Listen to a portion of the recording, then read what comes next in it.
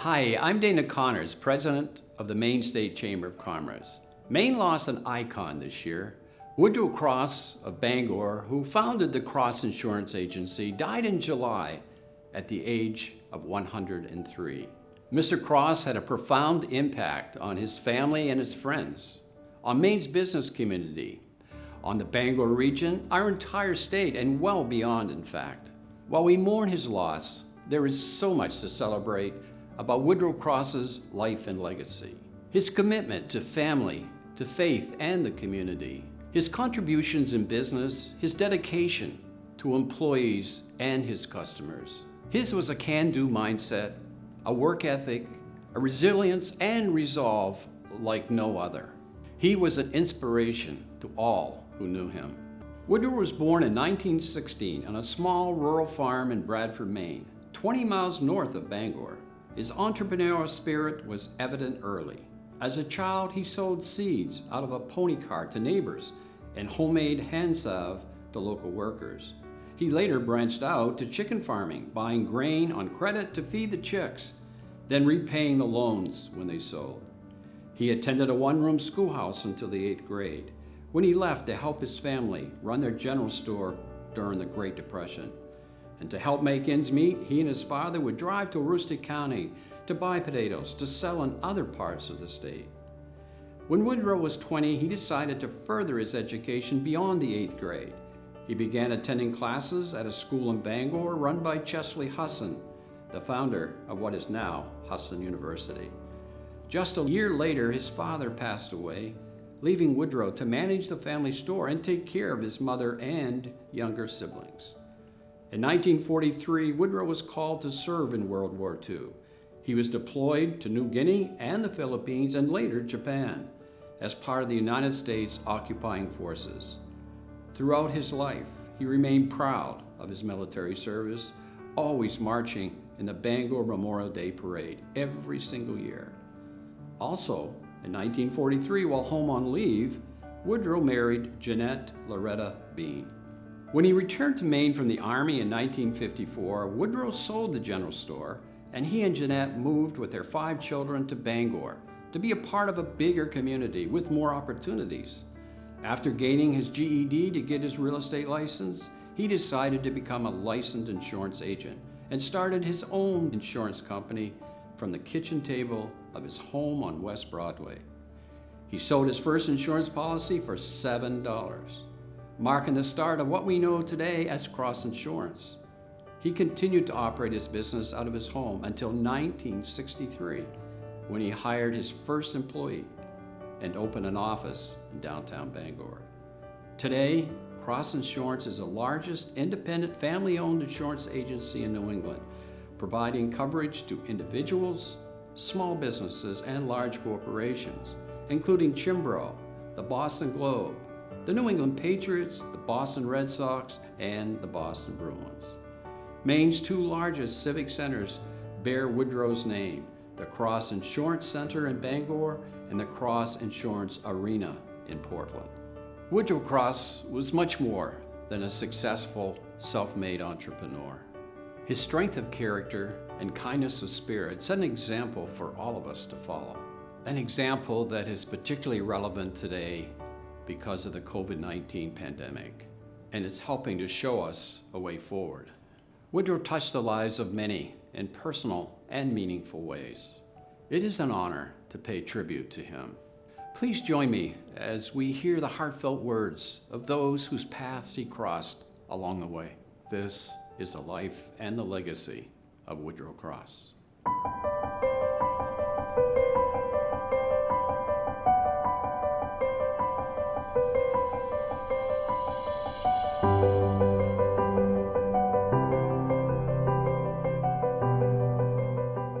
He's probably one of the nicest people that you're going to ever want to meet or run into. He was a very caring individual, very family-oriented individual. He welcomed you into any kind of conversation, and you felt like, you were the important person at that time. I get asked several times a day, how's business? But when Woodrow asked you how business was, he wanted to know. You better know. He listened and he wanted to hear how business was. That's right. He was always cordial, And all of the times that I've stopped and talked with the agency, he always wanted to make sure we touch base. He just amazed me with stories he would tell, questions that he would ask, very in tune with the person. This isn't a super salesman. This is a person that's genuine, sincere, and these are the people we need to deal with in our business. When I think of Woodrow Cross, he represents all the great qualities of a New Englander: spirituality, importance of family, and staying loyal to the state of Maine.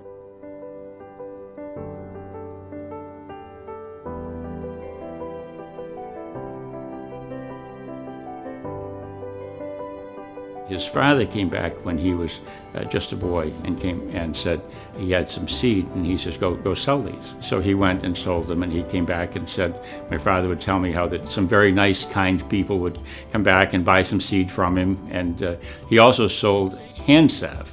Cloverine salve is what he called it. And in the spring, and he would talk about how the locals would come back and say, young man, I need to see you this spring.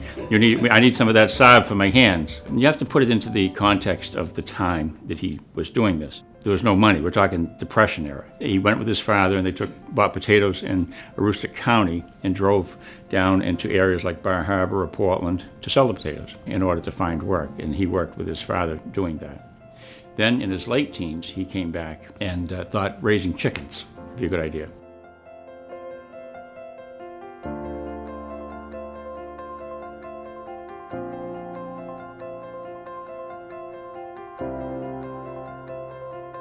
The first time I met him was when I was campaigning door to door in Bangor for the state senate. He was at the kitchen table with his wife, and they were going over their clients in a shoebox full of clients. And they were going over what they needed to do, needed to call back. And it was just one of those times where you're just taken in. They just reminded us so much of my family. Great guy. This is a man that was part of the greatest generation of all. Came back from World War II, worked at his father's general store for a while, moved to Bangor, started an insurance company for 9 years before he even hired someone. My father's always been an entrepreneur. As a young man growing up, he would always come back and be impressed with work. He was more about work and encouraged me to work, all along. He liked it. Mr. Cross being Mr. Cross, whenever we did finalize a deal with the Crosses or the company, Mr. Cross was the one to sign on the dotted lines and to review the deal and to approve the deal at the end of it, no matter which direction we were going into. So for the past, I'd say 20 years that I've been involved, to go in and sit down at his desk and to finalize the deal, it was Mr. Cross who finalized that deal. And for anyone who knows Mr. Cross, he loved the making of the deal and loved a deal. He was always wanting to make a deal, regardless of how small, how large, didn't matter. It's a transaction, and it wasn't a one-sided effort. It was mutual. Right? It was always respectful, it was always mutual. We've all experienced a business transaction that isn't always positive, or an interaction that's positive. This man did not have an ugly bone in his body. He didn't run the business as a transaction, he ran it as a relationship. And he really viewed that what they were there was to make an impact. It wasn't just had to make a dollar, but it was really to provide a service and do it in a way that made sure people were taken care of. You could just see the caring and the approach, that attention to detail and focus and wanting to do the best possible job. And it was that level of consistency, I think, in every transaction, every engagement, that I think over time people would see that this is not just a one-off. This is I'm gonna have a relationship with a business that's gonna provide me a service. And that's, I think, the key to their success.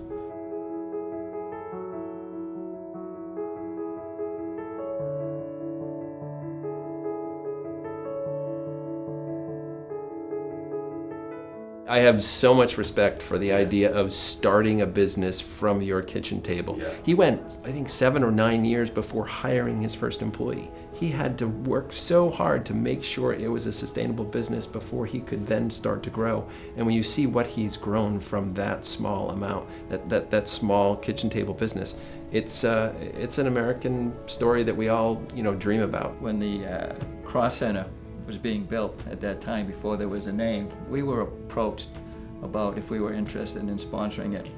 In fact, during that negotiations, we were told that the Cross family had taken, the sponsorship, and it was a couple months later when we were having the grand opening down there. I was sitting with the Crosses, and I said, geez, what prompted you guys to do this? You kind of jumped ahead of us, And I didn't realize that Mr. Cross used to work at the old Bangor Auditorium at nights. His job, believe it or not, to make money was to keep the salamanders going, the heated things, to make sure the cement wouldn't freeze when they were pouring it in the wintertime. That's what he did. And he said, if they're gonna tear that down, we're gonna build a new one, I want my name on it. And that's how it ended up. The thing that I think makes the Crosses so special in business is they listen. Woodrow must have taught everybody the importance of listening, but they listen to the people that they do business with, and they find ways of adding value and giving them peace of mind and security. He was truly a leader by example. He was first one in, turned the lights on, and then always locked the door, turns the lights off at the end of the day. His work ethic can't compare it to anything. So just seeing that day in and day out really instilled that type of mantra in myself. One of my favorite stories that Jonathan and Royce had shared with me is that he was coming in and came in every day, and then would come in on Saturday mornings, into when he was 100 and through those late 90s. And they finally decided to sit down and say, Dad, you really don't need to come in every Saturday. And he looked up at him and he said, well, what would the employees think if I didn't? This is a very successful businessman who did whatever was necessary to support his family and to work and create opportunity.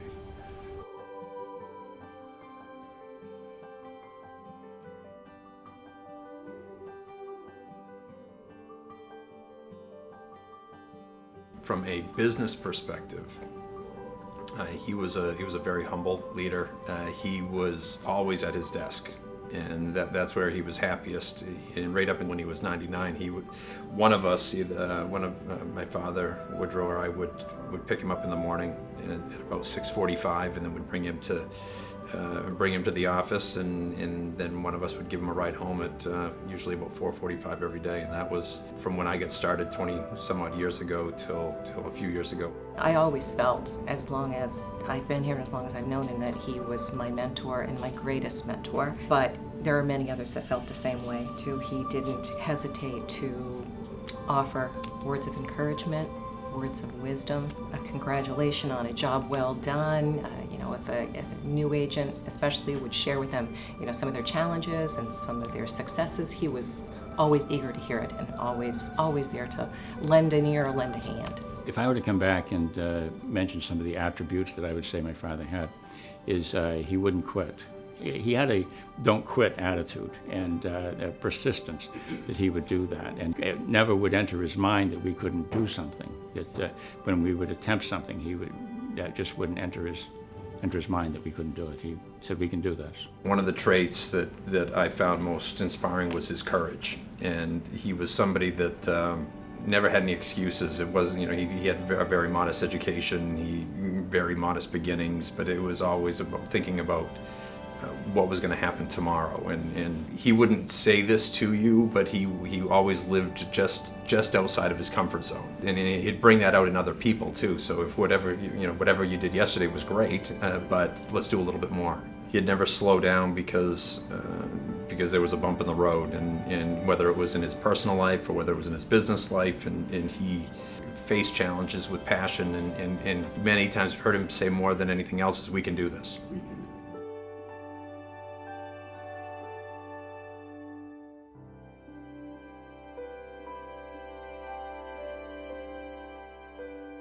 So I owned Parkside Children's Learning Center from 2010 till 2018. And when I first bought the business, I rented the building. About midway through my tenure, the Crosses purchased the building. Then I have to admit, I was surprised. Why would they want us? Why would they want this building? Building was a one-story, 10,000 square foot, 1950-ish building that needed some work. And the HVAC system was rickety. Soon after, I heard from Alice Dyer, and she asked if Mr. Woodrow Cross would be able to come and tour the facility. And I thought, oh boy, here it comes. He's going to come and see that, now he's made a bad investment because it needs some work. And the big surprise of my life is that Woodrow Cross was there to see the business. He wanted to see the kids and meet all the children, meet all the staff, and know who we were. And that was so heartwarming because I just thought, wow, here's this man in his 90s who cares. He kept mentioning, you are doing such a service for this community. And he would mention again and again about how these children were the future of the Bangor area. And it was so crucial to business and the community to have a service like Parkside Children's Learning Center. That was our first time, but at the end of that particular tour, he asked me, what do you need? And that took me by surprise as well, because how many commercial real estate folks ask you what you need as the renter? And he really wanted to know. So I explained about the HVAC, we talked about a couple other little things, and he said to me, okay, I'll see you soon and we'll come back again. And I have to admit, I didn't know if he'd ever come back again, probably 2 weeks later, I heard from Mechanical Services, and we were well on our way to a brand new HVAC system. And that was a huge expense. It was something that was a major investment in that building and in our business. But he had left word with them that we were to have a state-of-the-art system.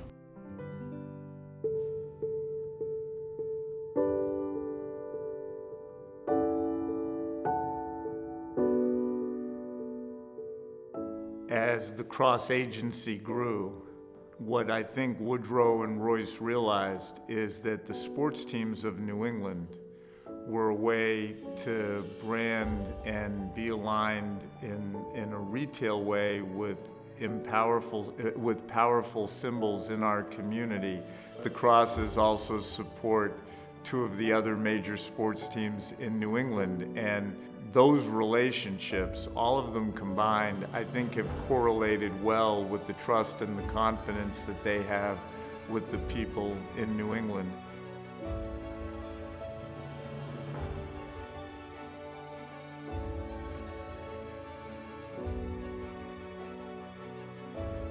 I grew up in a devout Christian home with him. He had a faith in God. We would go to the services regularly. In those days, it was different than it is today, in that you had church Sunday morning, and the minister would wade through the snow to get to church, and the rest of us would wade through snow and sit there with the furnace off with our coats on while you had your church service. Sunday morning, you went to church. And that was the home that I grew up in. We thanked God for our meals before every meal, ate together. I remember both my parents were country people, and it was traditional country style that we grew up. His importance he placed on his faith was extremely big role. That's where he came from, and that's where his life started, and that was predominant in everything that he did. His involvement in the church and the youth group and whatever he could be involved in, and his teaching of his children to do the same. So that's extraordinary. He was a gentle soul, wonderful man, and he was very smart. He was a very intelligent person. Very intelligent person. He got it, but much of it was intuitive. It wasn't formal. It was intuitive. If I asked him where that came from, he'd tell me. I'd bet money that he would say, That's God-given. You see, that's his religious belief, that it wasn't about him, it came from somebody else, and he was just doing what he thought was important. You can't help but smile when you think about it.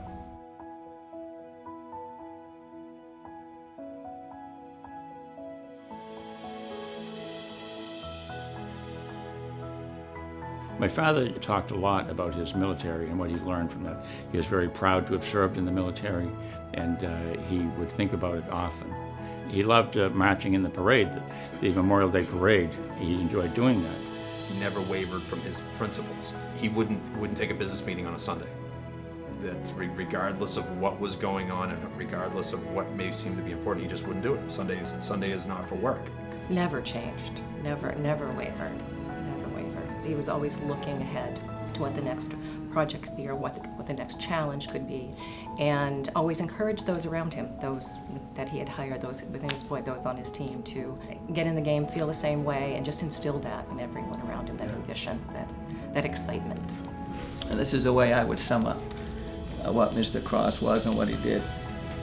To create a life, you want to create a good life, so you can't wait to wake up in the morning.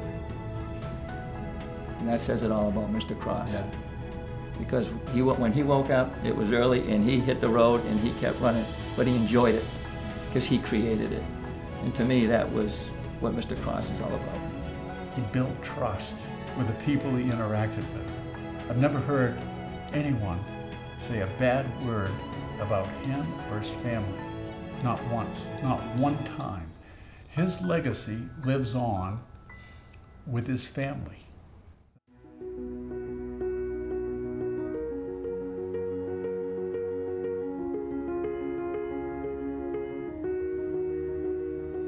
I think what Woodrow did, developing his business and his family and staying loyal to the state of Maine and being there, are the same qualities that we've tried to emulate. And it's an honor to try to spend a few moments just thinking what a great man he was.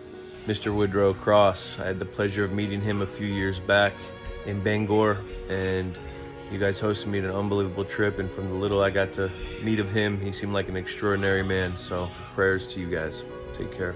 As I look back on him, if I was to talk to a stranger about my father, I'd probably start with his faith. He had a very strong faith in God, faith in family. He loved work, loved life. He enjoyed life. His mother used to say that as a child he'd always wake up happy, and he was a pleasure to work with. So he enjoyed life, found it exciting, wanted to enjoy life, and did. So I think that even in some tough situations, he was able to come back and to enjoy it. And he grew up in poverty. I think maybe Walton's type existence would be a comparison, and then went through other things, but he said he would do it over again, that it was a great life, and some might say not so great. He said it was a great life and he enjoyed it. That was his perspective, was the one that mattered. He was a great guy all the time that he was here on earth, to sit down, and he was a fun guy to share things with. He was a fun guy for me to come back and say, we're doing this, we're doing that, we've got this going on, this good thing happened. I really enjoyed talking to him about that. Miss that a lot. Miss sharing what we're doing and what's going on with him a whole lot. Woodrow's life story is truly inspiring, and his legacy is unparalleled. The Maine State Chamber of Commerce is honored to pay tribute to him. We thank the Cross family, the Cross Insurance Agency, and everyone who helped make this tribute to Woodrow possible.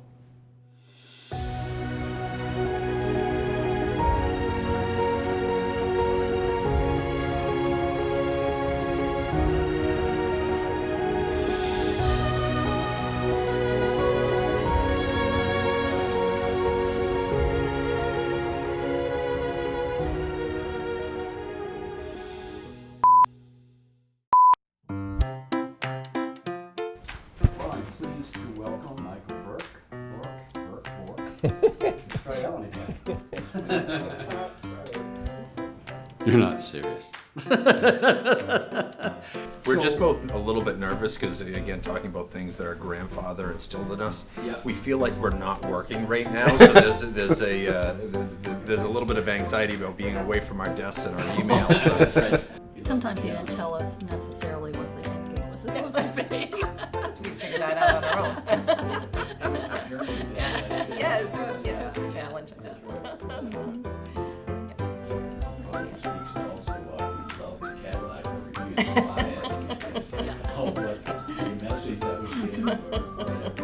No, I think you just like shopping. I like things like shopping and negotiating, yes.